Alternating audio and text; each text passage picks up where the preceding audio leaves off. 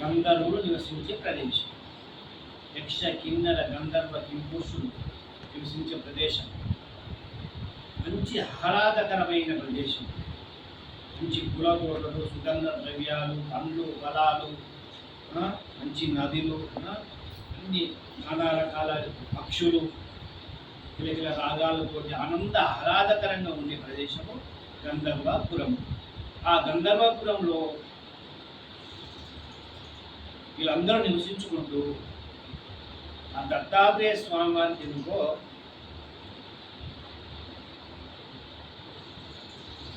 ఇక్కడికి మనసు పడ్డది. ఇక్కడ గంధర్వపురం రావాలని. అది కర్మభూమి. పరశురాముడు 1000 సంవత్సరాలు యజ్ఞం చేసిన స్థలము గాంగాపురం. పరశురాముడు ఇప్పుడు కూడా పరశురామ గుట్ట ఉంది, భస్మం గుట్ట అంటారు దాన్ని. ఆ భస్మాన్ని తీసుకొచ్చుకునేది అందుకే. ఇలాంటి భూత ప్రేత పిశాచాలున్నా, ఇలాంటి కర్మ రోగాలున్నా, గ్రాచార రోగాలున్నా తెలుసుకోవడానికి అక్కడి నుంచి భస్మాన్ని మనం తెచ్చుకొని భస్మం పెట్టుకుంటాం. నోటి ఒకటి వేసుకోవచ్చు.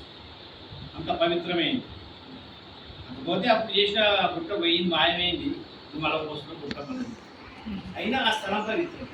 ఆ స్థలము చాలా పవిత్రం కనుక ఆ యొక్క ప్రదేశం నుంచి మనము భస్మము అంటే ఏంటి, అక్కడ ఉండేది ఏంటి, మట్టి. అదే భస్మం. అది తీసుకొని వస్తున్నాం.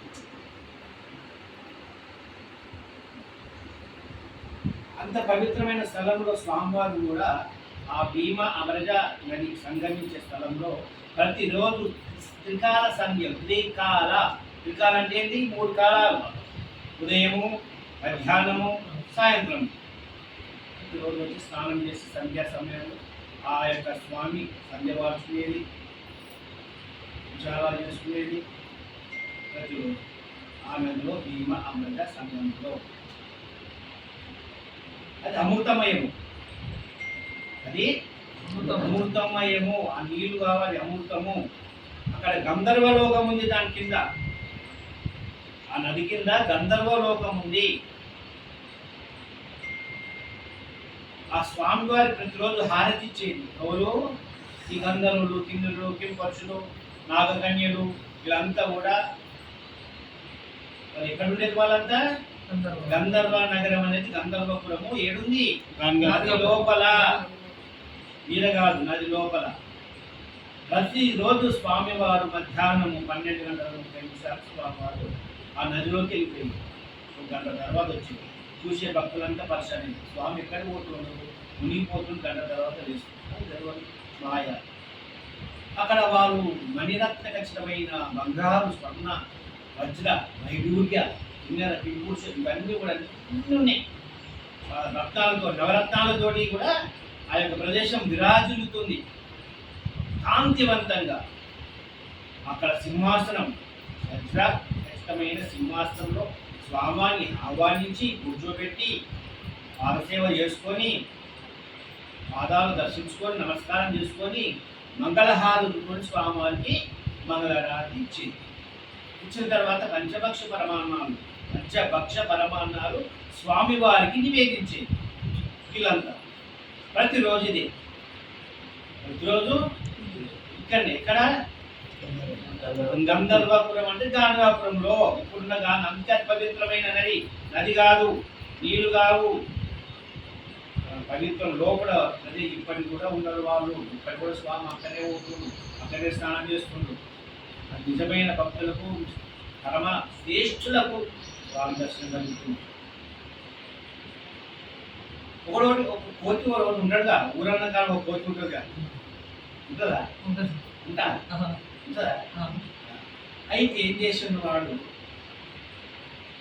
స్వామి ప్రతిరోజు నీళ్ళలో పోతుంది, ముందుకుంటూ దేనికుంటూ గంటసేపలనే ఉంటుంది. ఏందబ్బా ఈ రహస్యం, ఆయన ఎంతకెళ్ళే పోతా అని వీడు పట్టుబట్టే కూర్చుంది. ఇక గట్టిగా పట్టుబట్టే కూర్చుంది. ఉంటే పోతే ఉంటా. స్వామి కంటే ఎక్కువ నాకు ఆ స్వామి దగ్గర సర్వాంతర్యామి.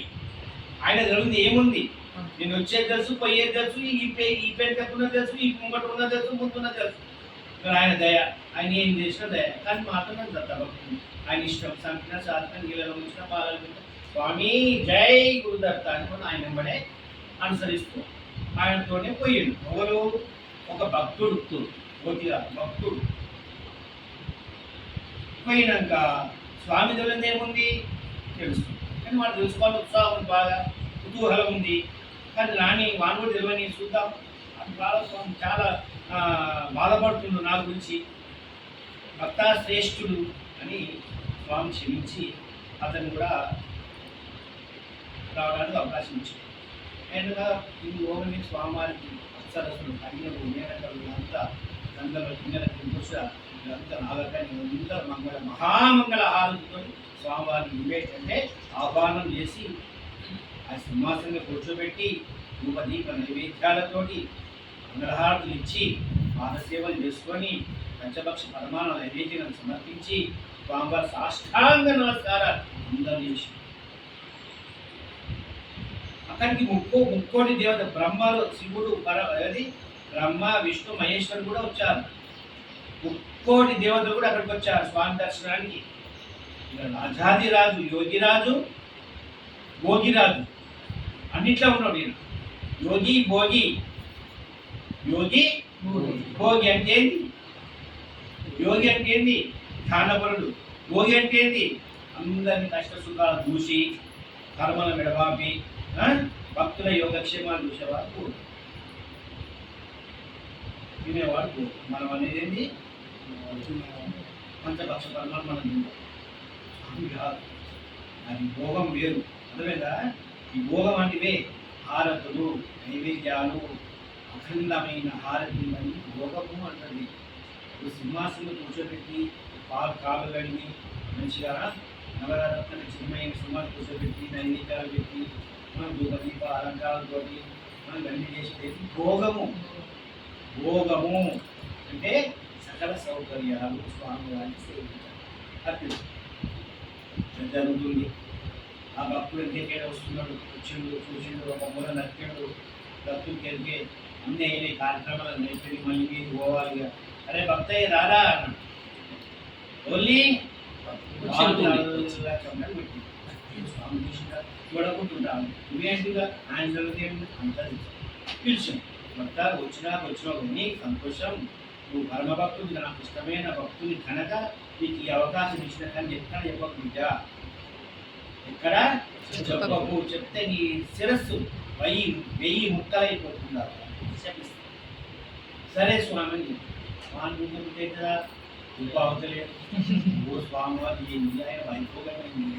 ఆయన ప్రతిరోజు అన్నం తినడు, స్వీకరించడు, భిక్ష స్వీకరించడు, అట్టి చెట్టు కింద కూర్చుంటుంది, ఎక్కడ పోతుంది, ఏం కూర్చొని ఏమనుకుంటుంటే ఈయన రాజాదిరాజు సకల భోగాలు అనుభవిస్తుడు. మళ్ళీ ఏం తెలియనట్టు చూసుడు ఎవరు స్వామి అన్ని తింటడా తినడు.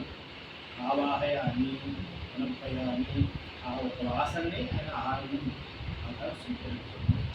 అయితే కొన్ని రోజులు గడపంగా లీవు పుట్టడా ఇక మన అక్కలు ఈ స్వామి రోజు అందరూ అంటా కూలి అంటుంటే వీడేం చేస్తుంది మనసు ఉత్పత్త కలుపుతుంది లాస్ట్ ఏమైతే ఆ కర్మ బాగాలేదు ఏమనుకోతే పోయి అని వాళ్ళకి చెప్పడం వస్తుంది. ఎందుకంటే ఆయన మోక్షం పరంధాము ఆ పాదాల సరి పోతా కానీ ప్రజలు చేసి ఉండాలి ముచ్చటని ఒక ముచ్చట చెప్తారు.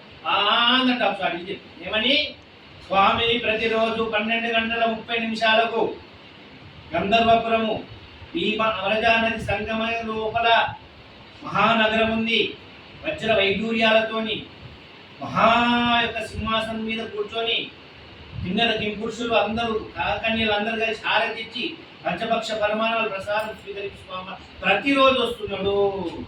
ఆయన తింటలేడు, ఊకోకండి, భయపడకండి, మీరు మంచిగా తినండి, స్వామి తింటూనే ఉపాసం ఉండలేడు అని చెప్తారు. అవును చూసిన భక్తులు అందరూ సంతోషపడతారు.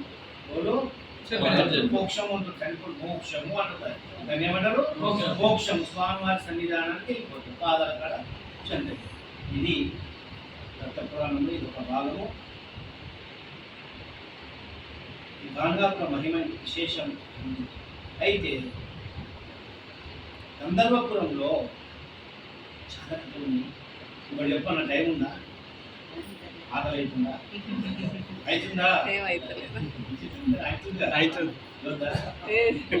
ఆ దత్త దత్తాత్రేయ స్వామి వారి చరిత్ర చిన్న కథ అయినా శ్రద్ధగా విన్నందుకు సంతోషం. ఈ గురు పౌర్ణమి సందర్భంగా, గురు పూజ మహోత్సవం సందర్భంగా గురువుని సన్మానించి గురుపాద సేవ చేసుకున్న భక్తులందరికీ మంచి ఆయుష్, ఆరోగ్యము, మంచి యశస్సు, మంచి అనుకున్న కార్యాలు, వ్యాపారాలు, ఐశ్వర్యము, ధనధాన్య సమృద్ధి అన్ని కలగాలని ఆశిస్తూ ఆ సద్గురుదేవుని వేడుకుంటూ అందరు శుభాశిస్సులు. వచ్చే సంవత్సరం సరికి అందరూ శుభంగా నవ్వుకుంటూ ఆనందంగా ఇదే విధంగా రావాలి. ఇలా వాన రావడం వల్ల కొంచెం చాలా మంది అనిపించింది. అయినా సరే భక్తుడు ముఖ్యమైన ఎంత వాన పడ్డ ఒక కథ ఉంది. ఏముంది? గాంధాపురంలో ఒక ప్రియమైన భక్తుడు ఉన్నాడు. ఏమున్నాడు? ప్రియమైన భక్తుడు ఉన్నాడు. సంగమానికి స్వామివారు సంగమం కాడ స్నానం చేసిండు. సంధ్యా సమయం చూసుకొని ఆ యొక్క వేడి చెట్టు వృక్షం కూర్చొని ధ్యానం చేసుకుంటూ సంధ్య అవుతుంది, అంటే చీకటి అవుతుంది. సంధ్యాకాలం అంటే ఇది సాయంత్రం కాలంలో ఒక పరమ భక్తుడు ఆడ కూడా ఆయన వెంబడి అనుసరిస్తూ ఉండేది. ఆయనకి ఏం కావాలి, ఏం కనపడుతుంది, ఏది చేసి ఇట్లా ఉన్నాను నాడు మహా వాన పడుతుంది. ఏ వాన? తుఫాను, బీభత్సమైన వాన పడుతుంది. చిమ్మ చీకటి. ఏడా? సంఘం కాదు, త్రివేణి సంఘం కాదు, చిమ్మ చీకటి ఎక్కడి అసలు వెళ్తే ఈయన జ్యోతి ఉందంగా చీకట, అదో మాయా, అదోగా మాయా, చిమ్మ చీకటి. మనకు కల్పించేది చీకటి. ఆయన మొత్తం ఎదురులే ఉంటుంది కదా.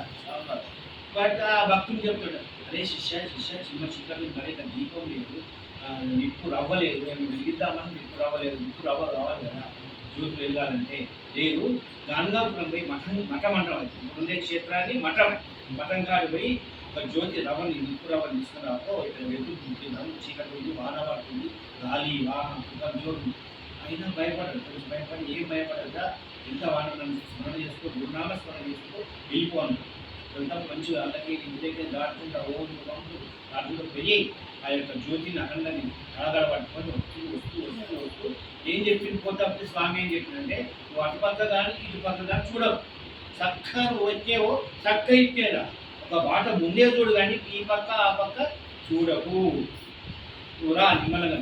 సరే స్వామి వస్తామని ఆనుకొచ్చింది. ఆ శిష్యుడికి ఏమైనా ఆనుకొచ్చింది? స్వామి ఎందుకో అటుపక్క చూడతాను, ఏం దూరం ఎక్కువ వద్దన పని మనం అలా చేస్తాం కదా.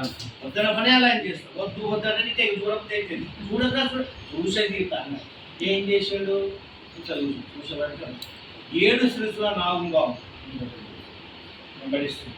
ఇక్కడ చూసాను 7 శిరస్సుల నాగుంబాబు చదువుల చంపలు, భయంకరమైన పాములని, సర్పాలు, మహాసర్పాలు.